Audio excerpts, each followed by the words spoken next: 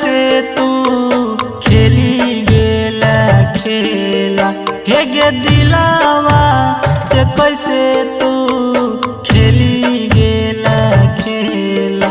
तोरा शादी के कार्ड हाड करई हो फेल, तोरा शादी के कार्ड हाड करई छो फेल।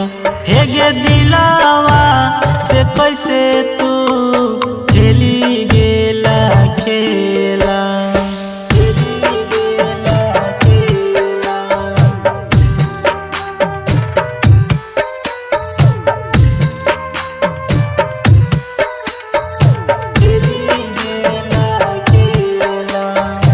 इतना कठोर तू कैसे हो गेलही गे, अपना मजनुआ के दिल से भूललही गे, अपना मजनुआ के दिल से भूललही गे। इतना कठोर तू कैसे होई गेलही गे, अपना मजनुआ के दिल से भूललही। हे गे फाटई हो करे जा जब पता हमारा भेलो, हे गे फाटई हो करे जा जब पता हमारा भेलो। तोरा शादी के कार्ड हाड करई छो फेल गे, तोरा शादी के कार्ड हाड करई छो फेल गे।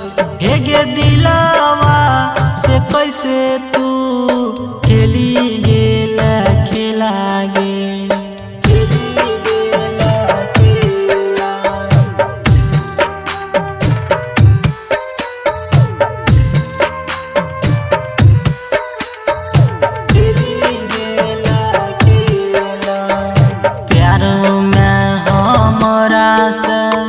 भेलो कौन कसूर गे, राइटर अशोक कैला नजरी से दूर गे, राइटर अशोक कैला नजरी से दूर। हे गे प्यार में हमरा से भेलो कौन कसूर गे, राइटर अशोक कैला नजरी से दूर गे।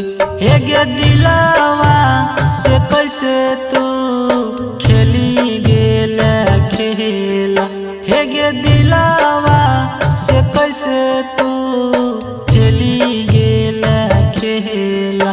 तोरा शादी के कार्ड हाड करई छो फेल, तोरा शादी के कार्ड हाड